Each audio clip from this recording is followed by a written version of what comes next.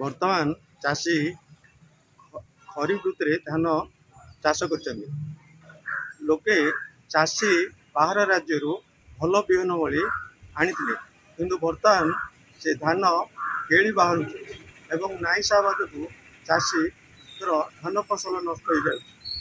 ବର୍ତ୍ତମାନ ଓଡ଼ିଶାରେ ଭଲ ବିହନ ଥିବା ନ ନେଇ ଚାଷୀ ଆନ୍ଧ୍ରା ଉପରେ ନିର୍ଭର କରୁଥିବାରୁ ବର୍ତ୍ତମାନ ଚାଷୀ ନାଇଁସା ବାଳୁଙ୍ଗା ହେବାରୁ କ୍ଷତିରେ ସହିବାକୁ ପଡ଼ୁଛି। ଆମ ପାଖରେ କୃଷକ ନେତା ଅଛନ୍ତି, ତାଙ୍କୁ ପଚାରିବୁ ଦିଆ।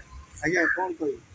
ଚାଷୀ ବାହାର ବା ପଡ଼ୋଶୀ ରାଜ୍ୟରୁ ଭଲ ବିହନ ବୋଲି ଆଣିଥିଲେ, ବର୍ତ୍ତମାନ କେଳି ଓ ବାଳୁଙ୍ଗା ହୋଇଯାଇଛି, ଯାହାଦ୍ୱାରା ଚାଷୀ କ୍ଷତି ସହିବାକୁ ପଡ଼ୁଛି। ଆପଣ କ'ଣ କହିବେ?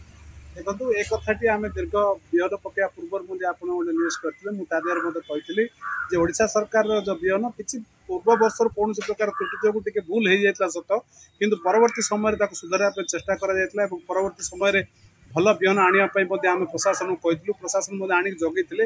ଆମମାନେ ମଧ୍ୟ ସେ ବିହନ ନିଗମର ଜଣେ ଜଣେ ବିହନ ଉତ୍ପାଦନକାରୀ କୃଷକ ହେଇଥିବାରୁ ଆମମାନେ ମଧ୍ୟ ନେଇଛୁ, କିନ୍ତୁ ସେଇଟା ପାଇଁ ଆମେ କହୁଥିଲୁ ଯେ ଆନ୍ଧ୍ର ବିହନକୁ ପୁରା ସମ୍ପୂର୍ଣ୍ଣ ଭାବେ ବିଶ୍ୱାସ କର ନାହିଁ, ଯେହେତୁ ସେମାନଙ୍କ କିଛି ଭଲ ବିହନ ସେମାନେ ଦିଅନ୍ତି ନାହିଁ ବୋଲିକିରି। କିନ୍ତୁ ବର୍ତ୍ତମାନ ପରିସ୍ଥିତିରେ ଆପଣ ଦେଖିଲେ ଯେଉଁ ଚାଷୀମାନେ ଆନ୍ଧ୍ରରୁ ବିହନ ଆଣିକିରି ଯେଉଁ ବ୍ୟବହାର କରିଛନ୍ତି ଜମିରେ, ବର୍ତ୍ତମାନ ସେଟା ମିଶା ରହୁଛି ବେଶୀ, ଆଉ ନାଇଁସା କେଳି ବୋଲିକିରି କହୁଛନ୍ତି, ସେଟାକୁ ମିଶା ଧାନ ଗୁଡ଼ାକ ବହୁତ ଗୁଡ଼େ ରହୁଛି।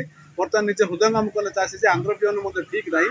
ତେଣୁ ଓଡ଼ିଶା ବିହନକୁ ଆମେ ନିଜେ ସତେଜ କରିବା, ଆମର ବିଭାଗୀୟ କର୍ତ୍ତୃପକ୍ଷଙ୍କୁ ଆମେ କହିପାରିବା, ଯେହେତୁ ଆଗାମୀ ଦିନମାନଙ୍କରେ ଏହାକୁ ସଜେଇକିରି ଭଲ ବିହନ ଦିଅନ୍ତୁ ବୋଲି। ସେ ପ୍ରକାର ମଧ୍ୟ ବିହନ ନିଗମ ଏ ବର୍ଷ ଭଲ ଚେଷ୍ଟା କରିକି ଦେଇଥିଲା, କିନ୍ତୁ ଏ ପରିସ୍ଥିତି ଆନ୍ଧ୍ରରୁ ସୃଷ୍ଟି ହେବାରୁ ଚଳିତ ବର୍ଷ ବିହନ ନିଗମର ଅଧିକା ବିହନ ମଧ୍ୟ ସରିନଥିଲା, ଯେଉଁଟା ସେମାନଙ୍କୁ ଲସ୍ ହେବାକୁ ପଡ଼ିଥିଲା।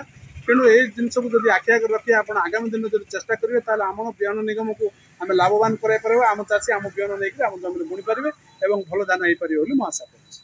ଯାହା ଚାଷୀ କହୁଥିଲେ, କୃଷକ ବାହାର ରାଜ୍ୟ ବା ପଡ଼ୋଶୀ ରାଜ୍ୟ ଉପରେ ଭଲ ବିହନ ବୋଲି ଡିପେଣ୍ଡ କରୁଥିଲେ। ବର୍ତ୍ତମାନ ସେ ବିହନ କେଳି ବାଳୁଙ୍ଗ ହୋଇଥିବାରୁ ଚାଷୀ କ୍ଷତି ସହିଛନ୍ତି ଏବଂ କୃଷକ ନେତା କହୁଥିଲେ ଯେ ଓଡ଼ିଶା ବିହନ ଉତ୍କୃଷ୍ଟ ଓ ଭଲ ଥିଲେ ମଧ୍ୟ ଆନ୍ଧ୍ର ଉପରେ ନିର୍ଭର କରୁଥିବାରୁ ବର୍ତ୍ତମାନ ଚାଷୀଙ୍କର କ୍ଷତି ସହିବାକୁ ପଡ଼ିଛି। ଭଦ୍ରକ ରିପୋର୍ଟର